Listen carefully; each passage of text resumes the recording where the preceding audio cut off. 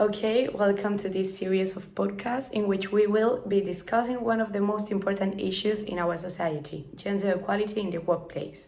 The gender pay gap in the European Union remains around 14%, while women face a higher unemployment rate than men.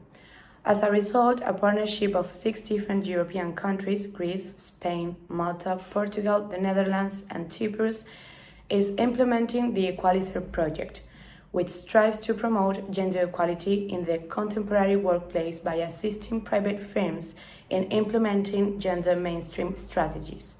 To do so, we conduct a national research where all partners map the current situation of gender equality challenges in the workplaces of the countries. In order to identify gaps and needs for gender equality in the workplace, additionally based on the outcomes of this research, we created 2 digital gender equality training courses, one for the leadership and one for the employees of a company to help them to improve their workplace gender equality. We have also created a digital assessment tool to evaluate the company's gender equality status. Finally, to raise awareness, we are aiming to create a series of podcast episodes and a workshop, which is also why we are conducting you. The project targets adults at all levels of an enterprise who are interested in implementing gender mainstream tactics and promoting gender equality. So hello everyone and welcome to today's podcast initiated by the Equalizer project, which, as I said before, strives to promote gender equality in the contemporary workplace by assisting private firms in implementing gender mainstream strategies. My name is Marta and I am working as a researcher representing Spain on Equalizer project. Today I am here with Miss Andrea Martinez. She is a translator and interpreting student, and at the same time she works in a restaurant as a waitress. But she has already worked in other different places where not everything was marvelous. Welcome, Andrea. How are you? First of all, I want to thank you very much for participating in this podcast. It's very important for us to know how women feel about equality in the workplace, especially young women like you. Finally, you are the future and your opinion is very important as you are about to finish your degree and the professional world is waiting for you. Hello, Marta, and I'm so grateful to be here with you today talking about an issue that I think it's one of the most important problems about our actual society. And yep, I'm ready to tell you about my opinion and my experiences in the workplace. Okay, so do you want to introduce yourself a little bit more? Yeah, of course. I am Andrea Martinez, and I am a translation and interpreting student at the University of Murcia.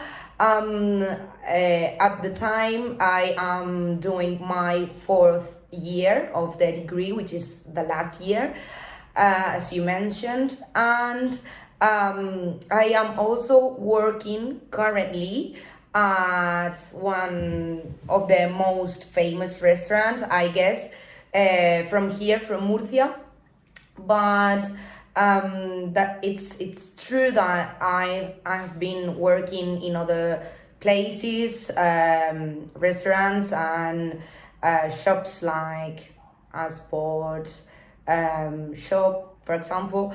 And I have many things to tell you about this. Okay, really well.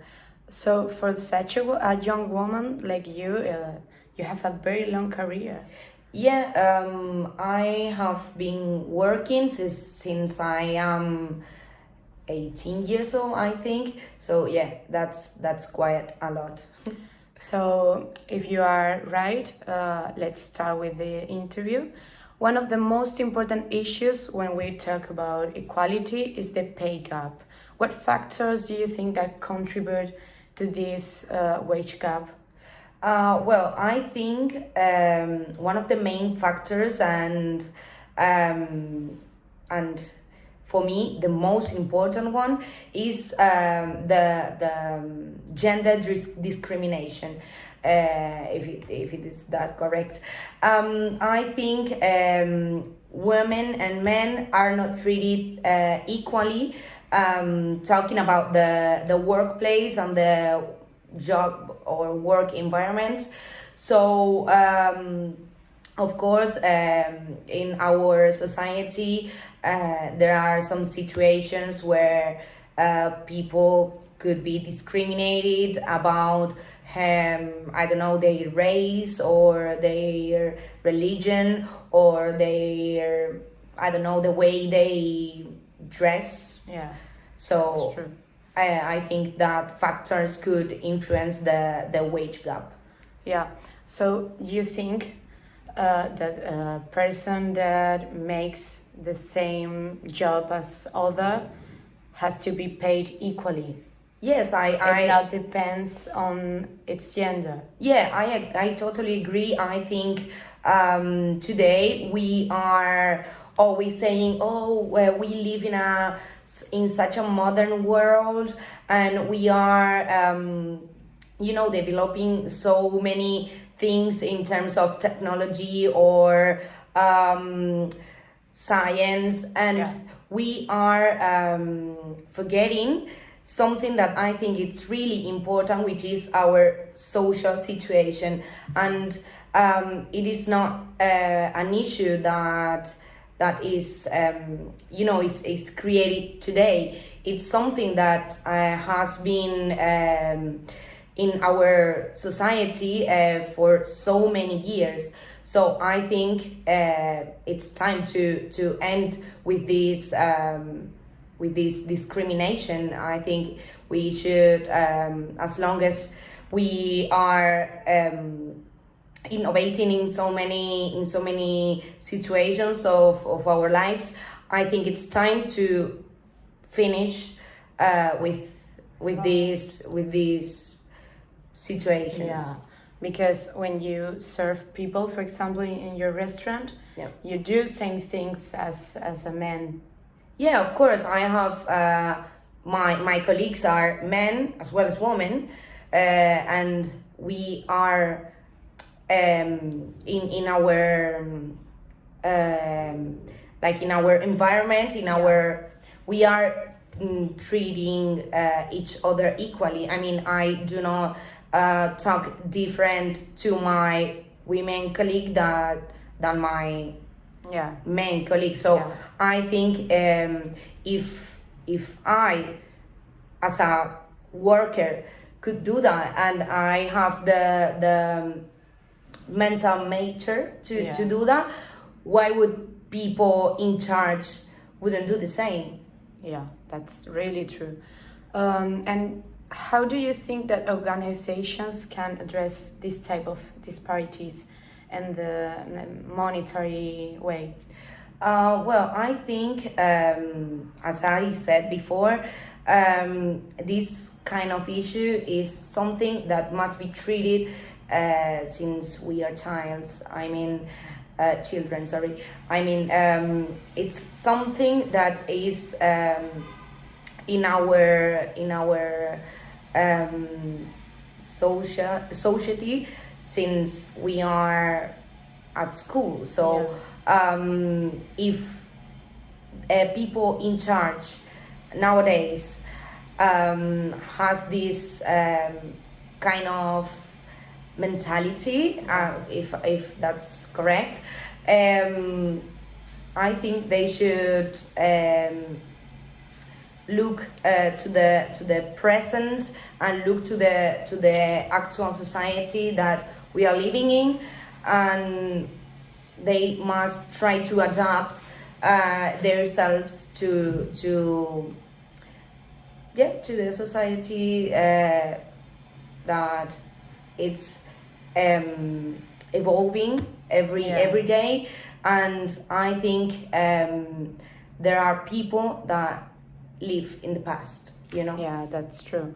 It's sure that if you do the same job as other, you have to be paid equally. Yeah, that's true. Because that's no way of doing another thing. Yeah, and you have to be paid the same. You have to have the same conditions, the same work conditions, the same treatment. Yeah, that's true.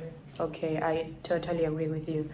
So in order to help organizations, we try to give them like some skills in order to eliminate this type of inequality problems that we mentioned before. So what's your opinion about how can mentorship and sponsorship programs be like structured to effectively navigate career advancement, and particularly for unrepresented groups, like for example immigrants or homosexual people that sometimes are not treated equally as other people. For example, here in Spain, if you are Spanish, is something different that if you if you come from a country from Africa or well, I think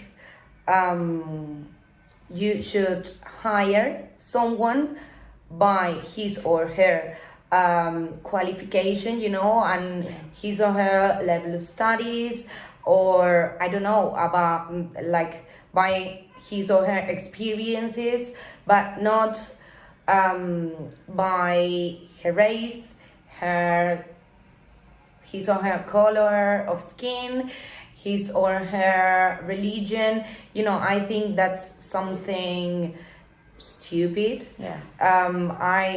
I don't believe that nowadays we can do that, because our society and our environment is super multicultural. Nowadays you can your degree colleague could be someone from Africa or from Asia, or I don't know, even from the United States. So I don't think that discrimination is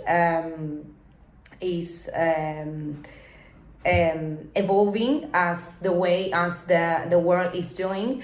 So we have to help companies to have this mind as you have, and to think about people like people, not not thinking about male and female and black and white, Europeans and if you have for example, a woman applying for a job, she must be treated as a man applying for that job. So if the woman has higher qualification, or I don't know, or more job experience than the man, you must consider that, and not other factors. Not other factors like gender, or in this case age, gender or age, or I don't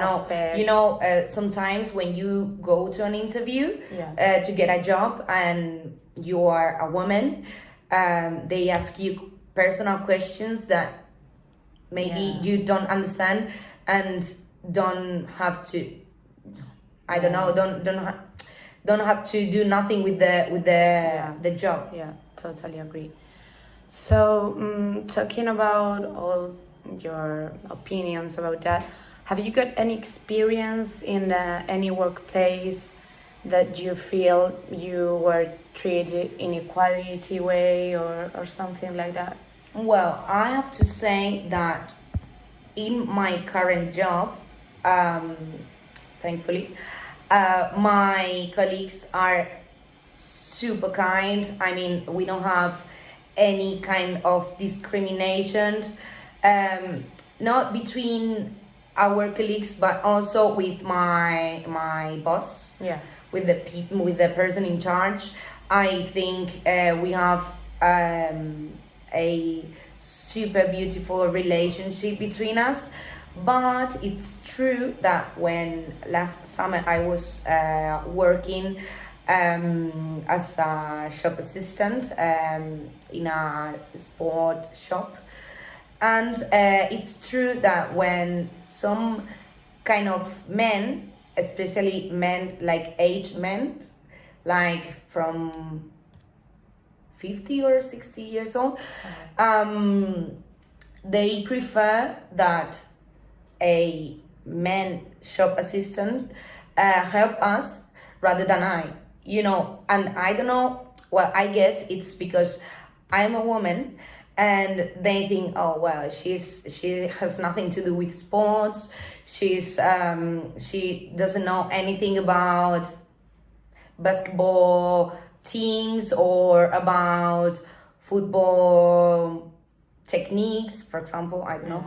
But yeah, I felt that, and it really shocked me how you are doing that, how you are discriminating that person just because of her gender. In my case, I didn't have any African colleagues or people with other type of religion, but that situation where especially aged men discriminates me, it really shocked me.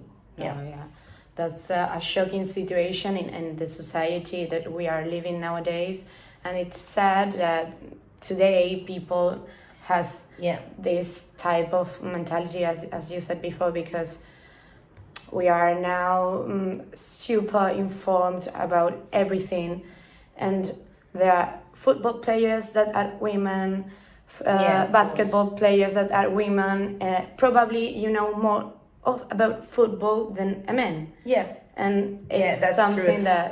And something very interesting is that these kind of people, they didn't try to be kind with you, that like they were so evident that they want a man shop assistant, not you, because you were a woman. So they make this situation so evident, and I really I was really upset about that, and I quit my job because that was something I couldn't Finally, stand. it hurts you. Yeah, of course. And you are presuming that I don't know anything about sports because I am a woman.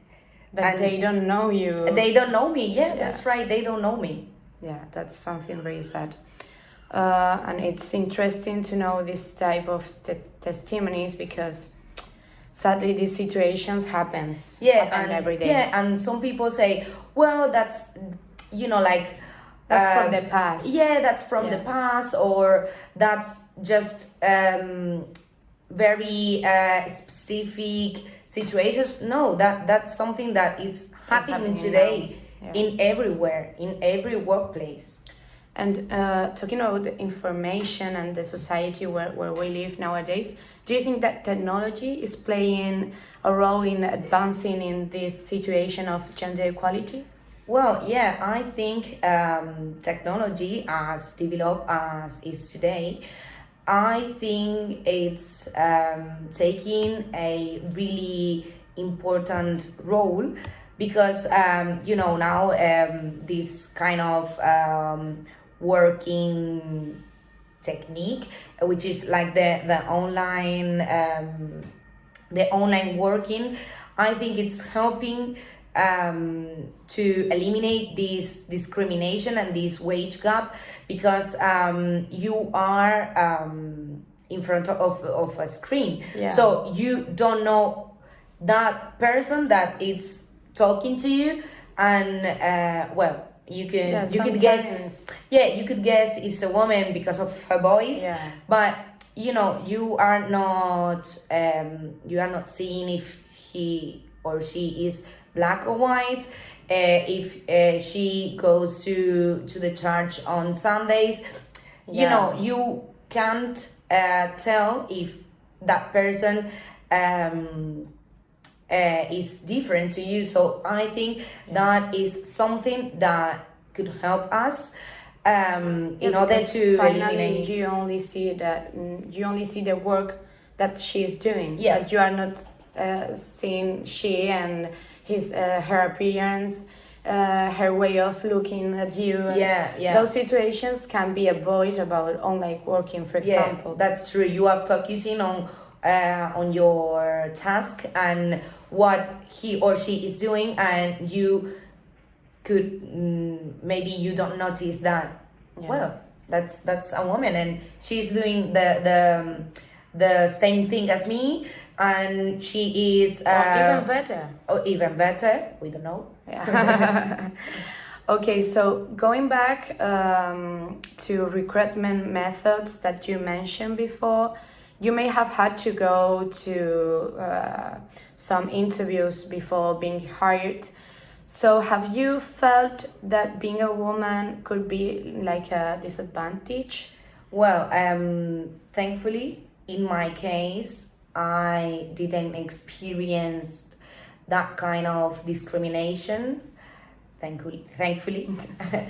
But as I said before, I think sometimes the recruiters ask some kind of personal questions to women. For example, do you have a partner, or do you have boyfriend, or are you going to get married?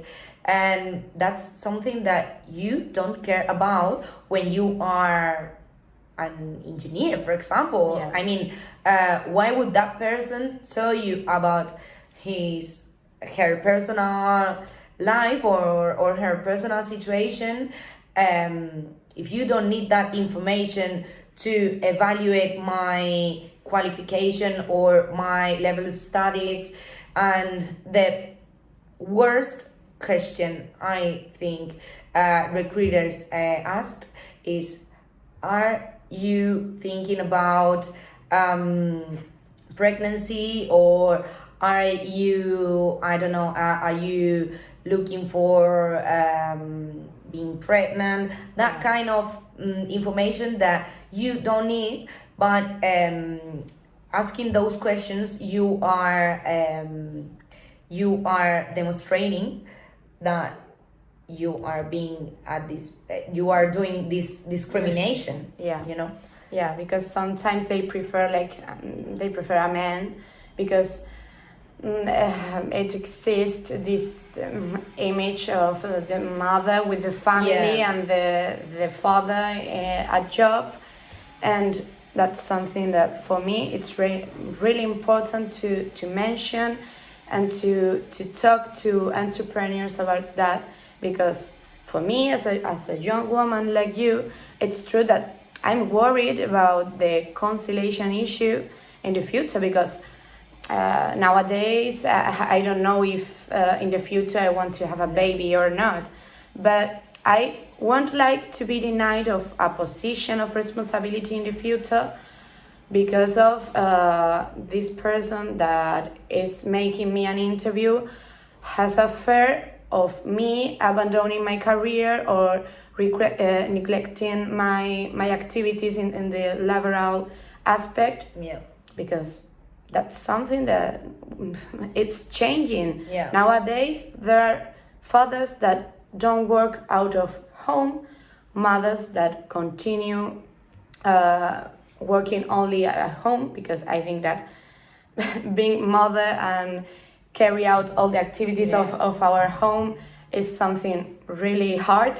And this is a very hard job, but it's true that this situation continues. It's shocking, and it really upsets me, because it's always the same situation, and I think we should stop about having this kind of thinkings, because if you are interviewing, for example, it's an example. If you are interviewing a man and a woman which has the same qualification, the same level of studies, and they are in their 30s, like they are in this stage of life that you want to have a family and have your kids and buy your house, whatever, and they are more likely to hire the man because he is not going to be pregnant in the future. Yeah. So and they have probably the period that the person is at home because of the baby is less. Yeah. Is shorter. Is shorter. Yeah. Than that's right. Yeah. That's something very sad. And well, the interview is coming to an end, sadly.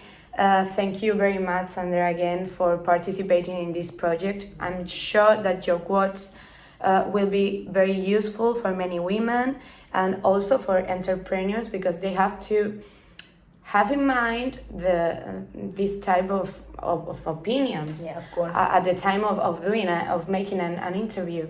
And would you like to send any message to working women or even to entrepreneurs? Yeah, of course. I would like to say that this is something that is not created today. This situation has been happening since years and years.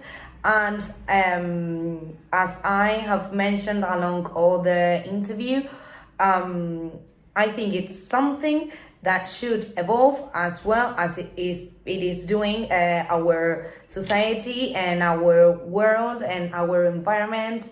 And if we are trying to put all our efforts in improving our technology knowledge, our science knowledge, we should take a look to the society and to the and hear our employers and ask them, how do you feel?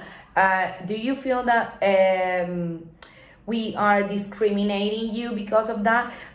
I mean, entrepreneurs has to ask their employers, and because maybe they think his or her enterprise is something, that it has a workplace and an environment that is not affected by this discrimination, but in fact it is, but they don't know. So I think we should solve this problem as soon as possible.